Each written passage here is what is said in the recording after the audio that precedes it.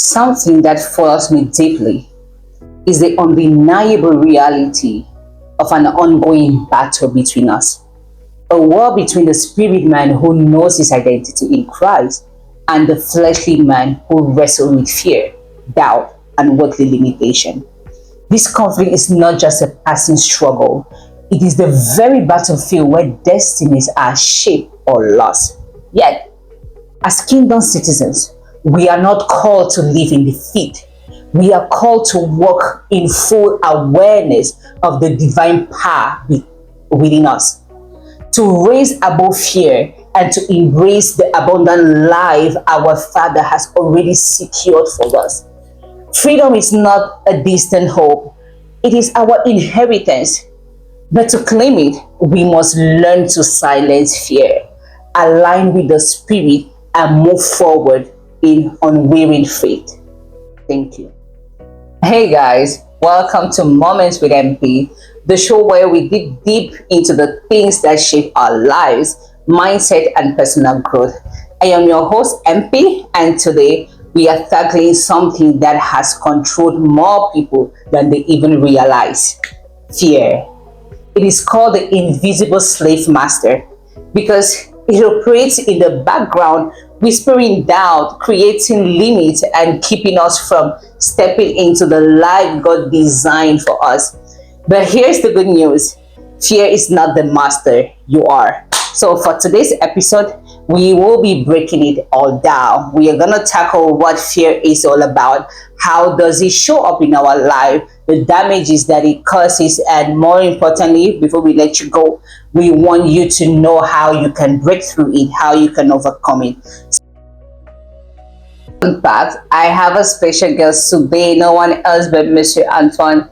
Hi sir, welcome to the plateau. Thank you very much. I'm so happy to be here. You're welcome. Alors, aujourd'hui, Monsieur Antoine parle plus en français. Alors, nous allons avoir cette conversation en français pour qu'il puisse aller plus en détail pour nous expliquer c'est quoi la peur et comment est-ce que nous pouvons vivre au-delà de notre peur. Monsieur Antoine, premièrement, parle-nous de vous, qu'est-ce que vous faites dans la vie et quelles sont vos spécialités. Ok, moi c'est Antoine Ledoux et tout d'abord je dirais que je suis chrétien et je me définis comme un coach de vie. Je suis aussi je suis ingénieur en télécommunications et réseau. D'accord. Je fais aussi quelques activités, quelques business et voilà. Yeah. Et je crois que vous avez une plateforme sur TikTok également pour vous partager. Oui, j'ai un compte TikTok où de temps à autre j'essaie d'exhorter des personnes et d'encourager des personnes par rapport à leur vie, par rapport à leur mission de vie. Wow, c'est très génial. Merci beaucoup d'avoir accepté notre invitation. Et aujourd'hui, nous parlons d'un sujet très sensible, la peur. Donc, pour vous, c'est quoi la peur? Comment est-ce que nous pouvons définir la peur? Ok, merci beaucoup pour l'invitation d'abord et merci pour le sujet. Et je crois que la peur, c'est un sujet très important qu'il faut partager pour libérer beaucoup de personnes parce que beaucoup de personnes vivent sur le prisme de la peur, ils vivent sur l'esclavage de la peur et sans toutefois connaître que ce qui les empêche d'évoluer dans la vie, c'est la peur. Donc, c'est un sujet d'actualité, c'est un sujet très intéressant. Donc, la peur, c'est... Comment je vais définir la peur? La peur, c'est, selon le dictionnaire, c'est un sentiment qui est commun à tous les hommes. C'est un sentiment que tous les hommes sont sujets. Ils sont sujets, ils sont sujets à ce phénomène qui est appelé la peur. Ça veut dire que tout le monde a peur. Il n'y a pas d'être humain qui peut dire que bon, moi je suis sans peur, je n'ai pas de peur. Effectivement, tout le monde est sujet à la peur. Et bibliquement parlant, je dirais que je définirais la peur avec deux phrases, deux choses. Je vais dire que la peur est l'insécurité que nous avons envers notre relation avec Dieu et notre infériorité par rapport à nous-mêmes. La peur, c'est profond. Ouais, la peur, c'est l'insécurité que nous avons dans notre relation avec Dieu et notre infériorité avec nous-mêmes. Par là, qu'est-ce que je veux dire ici? Je vais essayer d'aller plus en détail. D'aller plus en détail, être plus spécifique. La peur, c'est un sentiment d'insécurité. Quel que soit ce que tu traverses dans la vie, quand tu as peur, c'est parce que tu es en insécurité. Quand tu vois une personne qui est dans un champ et que subitement il tombe nez à nez avec un lion, le premier sentiment qui se développe en lui, c'est le sentiment de peur. On parle déjà de comment est-ce que ça se manifeste alors. Oui, là c'est un sentiment de peur, donc c'est l'insécurité. Tu es en insécurité et c'est comme ça. Et la deuxième des choses, c'est l'infériorité par rapport à soi-même. Chaque fois qu'on te donne une tâche à faire, chaque fois que tu es dans le besoin et que tu te rends compte que tu n'as pas assez de capacité ou assez de connaissances, le sentiment qui te dit que tu ne peux pas accomplir cette tâche, ce sentiment-là aussi appelé la peur. La peur. Donc, même parce que parfois, moi personnellement, si peut-être je dois faire quelque chose pour la première fois et du coup j'aurais la frousse de faire cette chose. Donc je veux pas m'y mettre, je veux pas m'y lancer juste parce que c'est juste une première fois. Ouais. Donc c'est ça la peur. La peur, c'est ce sentiment-là que nous ressentons quand on veut faire quelque chose pour la première fois et qu'on n'est pas habitué à le faire, généralement. Ok. Et comment est-ce que nous allons dire les impacts de la peur? Comment est-ce que la peur nous empêche à évoluer? Parce que sur cette plateforme, comme j'ai dit pendant l'introduction, nous trouvons qu'il y a toujours cette bataille entre l'être chair et l'être esprit. L'être esprit, il est conscient de notre identité en Christ, mais l'être chair ne l'est pas. Alors, il y a cette bataille qui se déroule et la plupart du temps, c'est la peur qui est à l'origine de cela et qui nous empêche à vivre en toute plénitude. Donc, est-ce que vous pouvez aller un peu plus en profondeur pour nous dire les dommages que la peur peut créer en nous en tant que chrétiens? Merci beaucoup, très belle question. Je veux dire que la peur a tellement de dommages que ça occasionne et que ça cause dans la vie des enfants de Dieu, et pas seulement des enfants de Dieu, et de tous ceux qui nous écoutent. La peur ne connaît pas si tu es enfant de Dieu ou bien si tu n'es pas enfant de Dieu. La peur s'applique à tout le monde. La peur a plusieurs dommages et la peur exerce son niveau d'influence dans plusieurs domaines. Et par rapport à concernant ces domaines-là, je vais citer quelques domaines ici où souvent la peur se manifeste. Où la peur se manifeste. La peur se manifeste. On a les types de peur, par exemple. On a la peur de l'inconnu, la peur d'être critiqué, la peur du manque, la peur de la critique que j'ai déjà citée, la peur de l'inconnu, la peur de perte de l'amour, la peur de la pauvreté. Et comment est-ce que cela se manifeste? Je vais prendre un exemple simple. Quand tu es dans le manque, par rapport à de manque d'argent, par rapport à une situation vient à toi, par exemple, il y a une maladie qui se présente, généralement, le premier sentiment que les personnes ont, c'est la peur. Comment est-ce que je vais résoudre ce problème? Au lieu de commencer à se poser des bonnes questions, le premier sentiment qui intervient, c'est ce sentiment de peur. Comment est-ce que je vais pouvoir, si j'ai un projet, j'ai un très grand projet et je suis appelé à résoudre ce problème, généralement, ce sentiment de peur se pose et beaucoup de personnes sont tenues captives. Et cette peur-là empêche les personnes d'avancer dans leur vie. Cette peur dans ces domaines-là empêche. Beaucoup de personnes sont malades aujourd'hui, pas parce que la maladie a pris le contrôle sur eux, mais parce qu'ils passent le temps à cultiver et à développer ce sentiment de peur. Plus la peur, en fait, plus tu as peur, plus ce sentiment est intense en toi. Et tu vas expérimenter cela, en fait. Tout ce que l'homme doit savoir que tout ce que tu conçois dans ton esprit, tu vas finir par manifester. Tu vas finir par manifester. Si tu as peur du manque, tu vas être dans le manque. Si tu as peur de la maladie, tu es dans la maladie. Exactement. Si tu as peur de l'inconnu, tu vas fuir. Et il y a aussi quelque chose. La peur vient également pour révéler le côté dans lequel nous sommes ignorants. Parce que la peur va te dévoiler que tu es ignorant en tel point. Si tu n'es pas en mesure de faire quelque chose, c'est parce que tu manques la connaissance en cette chose. Alors, tu es dans ce côté sombre, ce côté obscur qui va se démontrer en la peur. Donc, parfois, c'est pour nous mettre en conscience qu'il y a la lumière, qu'il y a la connaissance, qu'il y a la sagesse et nous pouvons aller au-delà. Et aussi, parfois, au-delà des événements qui se passent, nous avons plusieurs personnes qui souffrent de la peur de quelqu'un d'autre. Tu sais, parfois, tu peux avoir un feu père, disons que tu as une marâtre, par exemple, et tu as cette peur qui est au-dessus de toi. C'est comme si cette personne est au contrôle de ta vie. Je ne sais pas si tu as déjà vécu quelque chose comme ça ou bien dans la paix envers des personnes. Oui, la peur se manifeste aussi envers des personnes. Il y a des personnes qui ont tellement peur de leurs parents au point où quand ils voient leurs parents, ils se mettent directement à paniquer. En panique. Parce qu'ils n'ont pas confiance, ils ne sont pas conscients de certaines choses. Et cette peur affecte forcément leur vie. Donc, c'est une situation qui est réelle. Et beaucoup de personnes doivent faire attention à comment est-ce qu'ils relatent avec la peur. Parce que la peur, c'est un sentiment qui se cache. Ce n'est pas ouvert. Tu peux être... Donc, les gens peuvent avoir peur, mais ils ne savent pas que c'est la peur. Ils ne savent pas que c'est la peur. Tu peux être sur l'effet de la peur, mais sans savoir, sans être conscient que tu es sur le prisme de la peur. Vous avez peut-être un exemple pour... dans ce cas où tu agis par peur, mais tu ne sais pas que... Comme pour moi, par exemple, je vais utiliser un exemple. Pour moi, j'avais eu une opportunité d'être manager dans mon entreprise, mais je ne voulais pas la saisir. Pourquoi? Parce que j'avais peur que je ne vais pas bien faire ce travail. Vous voyez, mais à ce moment, je ne savais pas que c'était la peur de l'inconnu. J'étais encore ignorante. Mais pour moi, c'était du genre, non, je ne suis pas prête. Je ne pense pas que c'est la volonté de Dieu pour moi. Tu sais, juste donner les excuses. Mais au plus profond, c'est quelque chose qui est désirable. Mais parfois, on va utiliser comme un camouflage pour dire, non, ce n'est pas le plan de Dieu. Laisse-moi prier. Laisse-moi demander à telle ou telle personne si je peux le faire ou pas.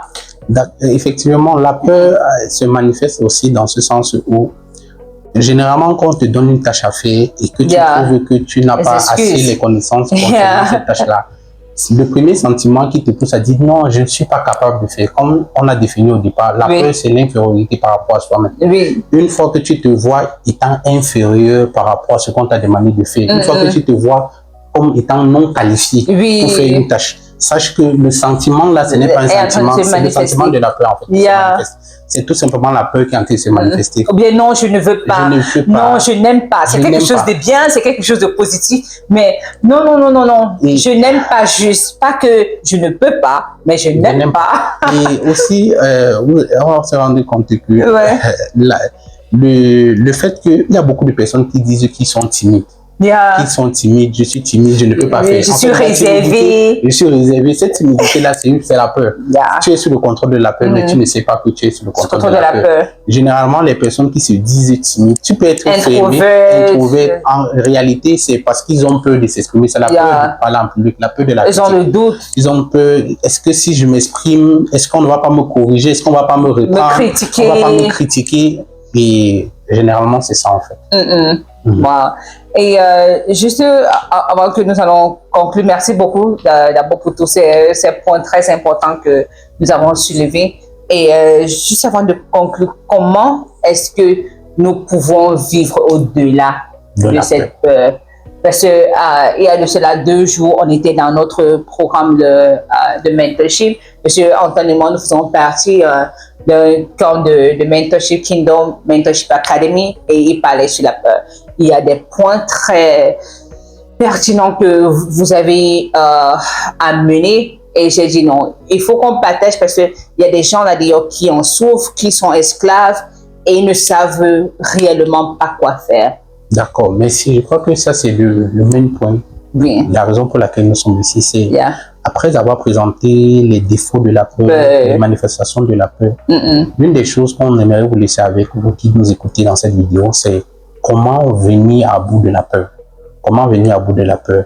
Et l'une des choses que je disais, par exemple, c'est que pour venir à bout de la peur, ce n'est pas forcément par la prière. Ce n'est pas que les sujets qu'on résout en disant Seigneur, je chasse la peur, je chasse la peur. C'est pas toujours comme ça. Au nom de Jésus, c'est pas toujours comme ça que tout fonctionne, tout marche. Parce que quand tu le fais en réalité, souvent, tu es juste tenté de manifester ta peur. C'est toujours, tu es en train de dire à Dieu, tu es en train de montrer à Dieu que tu as peur. Ça, c'est blessant. Hein? Tu es en train de manifester ta peur. Donc, comme sujet, comme j'ai pris actuellement 2 ou 3 points. On peut lire un passage si jamais vous voulez. D'accord. J'ai pris actuellement 2 ou 3 points sur lesquels on doit partager concernant la peur. D'accord. Et le premier point, c'est l'amour de Dieu, la conscience de l'amour de Dieu pour nous. La conscience de l'amour de Dieu pour nous est très importante. Si tu veux être libéré de la peur, tu dois être conscient de l'amour de Dieu pour toi. Et on va lire un passage dans 1 Jean 4, dans 1 Jean 4, le verset 10. Ok. Je vais lire pour nous 1 Jean 4, verset 10. La Bible dit, 1 Jean 4, verset 10, en ceci est l'amour, non que nous l'avons aimé Dieu, mais que lui, il nous a aimés. Et il a envoyé son Fils pour être l'appropriation pour nos péchés. La Bible dit qu'en ceci est l'amour, non que nous avons aimé Dieu. L'amour dont il est question ici, c'est l'amour de Dieu envers les hommes. L'amour que nous avons pour Dieu. Amen. Notre amour parfois que nous avons en tant qu'homme envers Dieu, c'est un amour qui est parfois instable par rapport aux situations de la vie. Parfois cet amour-là peut dandiner, ça peut monter comme ça peut descendre. L'amour que nous avons envers Dieu, parfois ça varie. Mais l'amour que Dieu a pour nous, lui, ne change pas. L'amour de Dieu ne varie pas. L'amour de Dieu, ça ne bouge pas, c'est stable. Et c'est dans cette conscience de l'amour-là que tu dois te reposer en ce qui concerne la peur. L'un des passages que la Bible dit, c'est le verset 18. Le verset 18 dit, il n'y a pas de peur dans l'amour. Il n'y a pas de peur dans l'amour, mais l'amour parfait chasse la peur, parce que la peur cause du tourment. Vous voyez que la Bible est claire sur comment chasser la peur. La Bible dit que l'amour parfait chasse la peur. Et de quel amour est-ce qu'il est question ici? C'est l'amour de Dieu pour nous. Si tu es conscient de l'amour de Dieu pour toi, la peur est automatiquement chassée. L'une des causes, comme on a vu au début, de la peur, c'est parce que vous êtes en insécurité concernant votre relation avec Dieu. Une fois que tu deviens conscient de ta relation avec Dieu, une fois que tu deviens conscient de l'amour de Dieu pour toi, la peur est automatiquement chassée de ta vie. Donc le problème des personnes qui demeurent encore dans la peur, c'est parce qu'ils ne sont pas conscients de l'amour de Dieu pour eux. Ce passage est clair. L'amour parfait chasse la peur, chasse la peur. Et le mot chasser ici, c'est envoyer en exil. C'est-à-dire la peur part pour ne plus jamais revenir. La peur n'a plus de voix pour revenir. Et je pense que ça sera aussi essentiel pour nous peut-être de faire notre épisode où on va parler c'est quoi l'amour. Parce qu'une chose c'est de comprendre que oui, le Père m'aime. Mais qu'est-ce que cela implique, le Père m'aime? Je suis conscient qu'il m'aime. Mais si on ne connaît pas l'essence de amour, parce que s'il m'aime, ça veut dire que ce dont je désire pour moi, il ne désire plus que je le désire. S'il m'aime, ça veut dire que les plans que j'ai pour ma vie, ça ne peut qu'être mieux. Tout va concourir à mon bien. Donc, la première des choses, c'est amour. Donc, je pense que ça sera essentiel pour nous de faire même un épisode sur l'amour. Qu'est-ce que l'amour est fait? Les gens là, je sais que bon, il m'aime, mais qu'est-ce que cela veut dire? C'est quoi l'amour? Quelles sont les implications de l'amour de Dieu? Exactement. Effectivement, on doit comprendre ces choses-là. Et la deuxième des choses, c'est que quand tu es conscient de l'amour de Dieu pour toi, il y a des choses qui se passent. On va lire un peu rapidement, très rapidement. Je vais prendre Acte 2. Acte 27. Acte 27, par exemple, le verset... Acte 27... le verset... Et je veux dire pour ceux qui nous écoutent, si vous avez des questions, n'hésitez pas de mettre vos questions dans la partie commentaires, d'accord? Et on va faire notre mieux de répondre, même si c'est après. Je sais que ce n'est pas live, mais laissez vos questions, vos commentaires. Amen. Donc, je disais, on va lire un verset qui dit... Et maintenant, acte 2, acte 27, verset 22. Et maintenant, je vous exhorte d'avoir bon courage, car il n'y aura aucune perte de vie humaine. Le bateau seul périra. Ce verset, c'est Paul qui va être amené de force dans un voyage. Et pendant qu'ils sont en train de naviguer, Dieu va lui prévenir que le bateau va faire naufrage. Et pour un être humain normal, si tu as cette information que ta vie va être en péril sur les eaux et peut-être que tu ne sais pas nager. Normalement, tu dois être habité par la peur. Mais ici, Paul, parce qu'il avait compris l'amour de Dieu pour lui, comme on l'expliquait, parce qu'il avait compris que Dieu l'aime et que Dieu prend soin de lui. L'assurance. Il a assuré ses compatriotes qui étaient avec lui. Il leur a dit que maintenant, je vous exhorte d'avoir du bon courage. L'une des façons de dominer la peur, c'est d'être courageux. C'est d'être rassuré de l'amour de Dieu pour toi. Quand tu es confiant de l'amour de Dieu pour toi, tu sais que Dieu va toujours prendre soin de toi. Malgré, le problème aussi parfois, c'est que les personnes se disent que souvent leurs erreurs empêchent Dieu de leur sauver. On est trop conscient de nos limitations, on est trop conscient de notre environnement, on est trop conscient de... Effectivement, on est trop conscient de nos limitations et généralement, ça nous pousse à ne pas reconnaître que Dieu prend soin de nous. Quand Paul se trouve sur le bateau, il va rassurer des personnes, il va leur dire qu'il n'y aura pas de perte dans ce bateau. En termes de vie humaine, il n'y aura pas de perte. Et le verset de 1 Jean 4 qu'on a lu, il y a le verset 18 qui dit, je ne vais pas lire, je vais paraphraser. Le verset 18 dit que prenez courage au jour du jugement. Le mot courage du jour du jugement, dans d'autres versions, on dit prenez courage le jour de trouble. C'est quoi le jour de trouble? Le jour de trouble, c'est tous les jours. Il n'y a pas un jour qui est appelé le jour de trouble. Le jour de trouble, c'est tous les jours parce que chaque fois que tu sors, tu es sujet à quelque chose qui peut t'arriver. Tu peux sortir aujourd'hui, tu n'es pas rassuré que tu peux faire un accident, tout peut t'arriver. Mais la Bible demande de prendre courage et de garder la confiance parce que le jour du trouble, peu importe le jour du trouble, Dieu va toujours prendre soin de toi. Parce que tu es conscient de l'amour de Dieu pour toi, parce que tu es conscient que Dieu t'aime, parce que tu es conscient qu'il prend soin de toi. Quand tu sors le matin, tu n'as pas de peur. Tu es libéré de la peur. C'est comme un bébé qui sort de la maison et sa maman dit « Oh, tu es mignon et tu es sapé ». Qu'importe ce qu'on va dire là-dedans, ça ne l'engage pas. Ça ne l'engage pas. Il est rassuré que sa mère lui a dit quelque chose. Quand tu es conscient que Dieu prend soin de toi, en fait, c'est ça la clé. C'est ça la clé pour sortir de la peur.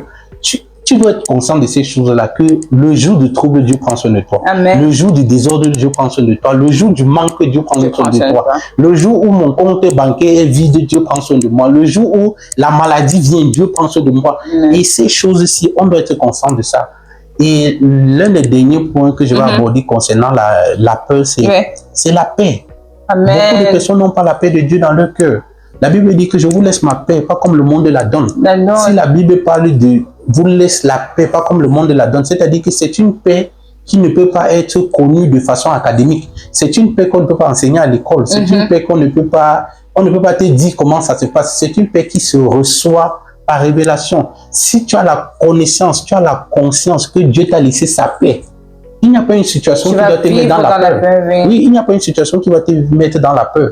Chaque fois qu'il y a la maladie qui se présente, on t'appelle par exemple, on te dit que maman est malade, elle vient de faire un accident. La première des choses pour un enfant de Dieu qui est conscient de l'amour de Dieu pour lui, il sait que Dieu ne va pas permettre que sa mère parte quelque part. Il sait que Dieu ne va pas permettre que sa mère passe de l'autre côté. Et généralement, les gens se mettent rapidement à réagir sur l'effet et sur l'émotion de la peur. Et généralement, ce qui rend les prières inefficaces, c'est parce que la prière est combinée avec la peur. L'une des choses qui rend vos prières inefficaces devant Dieu, c'est parce que la peur, c'est la chose c'est la chose qui vous pousse à prier.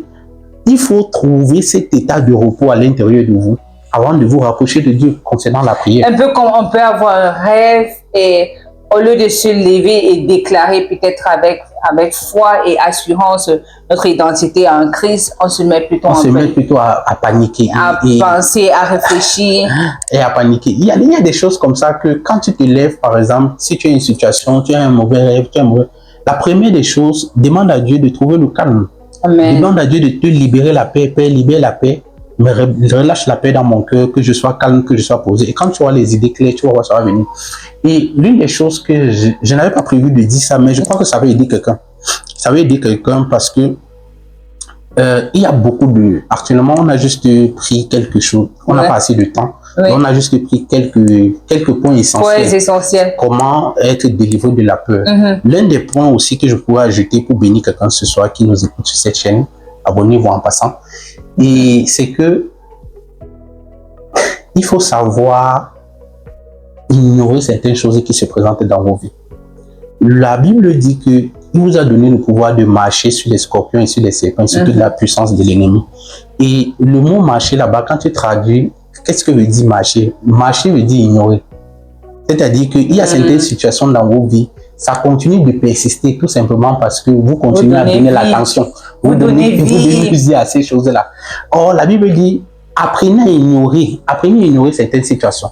Je vais vous donner ici l'exemple d'un magnat de l'industrie aux États-Unis qui s'appelait André Carnegie. Pour ceux qui ont lu le livre de Napoléon Hill, Réfléchissez et devenir riche, il parle beaucoup d'un certain André Carnegie. André Carnegie, ce sont les premières familles aux États-Unis qui ont donné le terrain pour qu'on construise les États-Unis. Et l'une des choses, à la fin de sa vie, on a découvert qu'il avait un cancer. Et on a découvert qu'André Carnegie avait un cancer. Et un jour, il a décidé de prendre une retraite. Et il est parti s'asseoir chez lui dans sa salle de cinéma. Qu'est-ce qu'il a fait? Il a juste pris les CD qui étaient là, les CD des dessins animés, les films qui étaient relaxants, les trucs des enfants, les films vraiment des enfants ludiques qui le faisaient rire et tout. Et pendant qu'il a vu le film des heures, des jours, il a passé les jours enfermé, il a oublié complètement la maladie. Il ne s'est pas focalisé sur le résultat de ce qu'on lui a dit. Et au sorti de là, il est parti refaire les examens, on lui a dit qu'elle a peur, que le cancer était banni. C'est tellement vrai parce que même quand tu as une plaie, d'accord, même quand tu as une plaie, le moment où tu prêtes trop attention à ma plaie là, en vrai, tu ressens la douleur, que oh, ça fait tellement mal, ça démange, tu vois comment c'est rouge, ta main a gonflé. Mais du coup, si un ami entre là et vous vous mettez à faire des commentaires et à bavarder, tu vas parler plus les heures, tu vas plus. Mais dès que c'est à mieux, oh maman. C'est comment parce que toi, tu es trop focalisé sur. Tu donnes vie à ces peurs-là. En fait, une fois qu'il a oublié cet aspect de maladie, tout ce qu'on lui avait dit, une fois qu'on a oublié ces choses-là et qu'il s'est concentré sur autre chose, il a expérimenté sans le savoir le pouvoir de ce qui s'est marché sur les scorpions de Satan. Et l'autre jour, vous avez parlé de comment est-ce que la chair réagit et prendre des microbes. C'était un point très pertinent. Je ne sais pas si vous pouvez vite partager. Effectivement, je disais que pendant qu'on conclut, l'une des voies qui amène les maladies dans nos vies, c'est la peur. Et c'est démontré scientifiquement que quand tu pars te coucher avant de dormir et que tu te couches étant dans la peur, généralement, tu vois, les gens se lèvent avec les maladies parce qu'ils se sont couchés la veille étant dans la peur. Je disais que la peau, les gens ont souvent ce qu'ils appellent la chair de poule. Oui. La chair de poule, c'est un sentiment qui se manifeste, c'est une émotion qui se manifeste et tu te ressens directement un froid. Et ce froid que tu ressens, en fait, c'est quoi? C'est que tes pores se sont ouverts. Et le rôle des pores fermés, c'est pour empêcher que les bactéries qui circulent dans la nature puissent pénétrer dans ton organisme, puissent pénétrer dans ton homme intérieur et tout, dans ton corps. Et une fois que tu es sujet à la peur, une fois que il y a une situation qui te fait peur, une fois que tes pores s'ouvrent, ça laisse entrer les bactéries dans ton corps. Et parce que ça laisse entrer ces bactéries dans ton corps là, ça peut créer des maladies que tu n'avais pas idée. Et généralement, les personnes vont se lever le matin, ils vont se retrouver malades, ils ne vont pas comprendre comment. Qu'est-ce que j'ai mangé? Qu'est-ce qui s'est passé? Ils vont commencer à se questionner. Qu'est-ce qui s'est passé? Pourquoi? Tout simplement parce qu'ils étaient sujets à la peur. Wow. Donc, c'est vraiment un sujet très intéressant. Il y a beaucoup de choses à développer concernant la peur. Et je crois que merci. Oui, mais merci beaucoup. Nous allons conclure à ce niveau. On a beaucoup partagé et tout. Et juste un dernier mot de conclusion de votre part pour ceux qui nous regardent là. Qu'est-ce qu'on peut leur dire? Qu'est-ce qu'ils peuvent garder avec eux? Juste un ou deux phrases. Ok, merci beaucoup. Comme conclusion, je vais dire que la peur, c'est parce que vous êtes dans un état d'insécurité concernant votre relation avec Dieu. Si vous prenez conscience du fait que Dieu vous aime malgré vos erreurs, malgré tout ce que vous pouvez commettre, malgré tout, et que vous êtes conscient que vous demeurez dans cet amour-là, la Bible dit, comme on a lu au verset 1 Jean 4, le verset 17, la peur sera chassée de votre vie. Amen. Demeurez dans cette conscience de l'amour de Dieu pour vous et la peur sera automatiquement chassée de votre vie. Amen. Merci beaucoup. Merci. Et juste pour ajouter à ce que vous avez déjà dit, autre chose que vous pouvez faire, c'est des déclarations positives. Pour vous réassurer de l'amour de Dieu dans votre vie, Amen. Vous pouvez penser à ce qu'il a déjà fait pour vous. Le plus vous déclarez, le Père, tu m'as donné la Amen. Vie, le Père, tu m'as donné, je peux respirer, j'ai de la santé. les petits trucs, juste en déclarant, vous allez voir combien vraiment le Père vous aime. Parce que c'est une expérience que j'ai eue une fois, j'étais dans une période de confusion et je me demandais comment est-ce que j'allais faire. J'avais tellement de dettes et trucs. Et la date où je devais payer cette dette était tellement proche. Amen. Je ne savais pas quoi faire. Alors, le Saint-Esprit a mis en moi, il m'a dit ceci très clairement. Les témoignages que tu as eus à avoir au passé ne te donnent pas l'autorité de me douter en ce moment. Donc, tu n'es pas permis de me douter basé sur ce dont j'ai déjà fait, j'ai déjà démontré. Donc, un autre moyen... Oui, donc, vous avez touché un point que je ne pouvais pas ne pas intervenir. D'accord. C'est tellement intéressant ce que vous avez dit. C'est la peur vient aussi au travers de nos pensées, de ce qu'on pense. Il y a beaucoup de choses qui proviennent dans notre esprit et qui projettent la peur en nous, et qui projettent les choses, l'image de la peur en nous. Et un homme de Dieu a dit quelque chose de très intéressant concernant les pensées, comment résoudre le problème des pensées.